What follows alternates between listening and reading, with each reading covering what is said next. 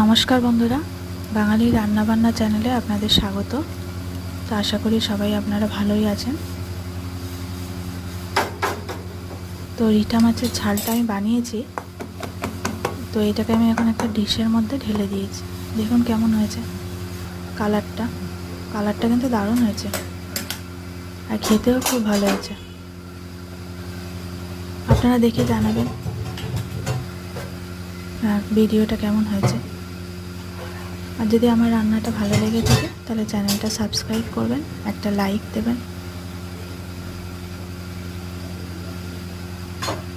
তো আমার ভিডিওটি দেখার জন্য আপনাদের অনেক অনেক ধন্যবাদ।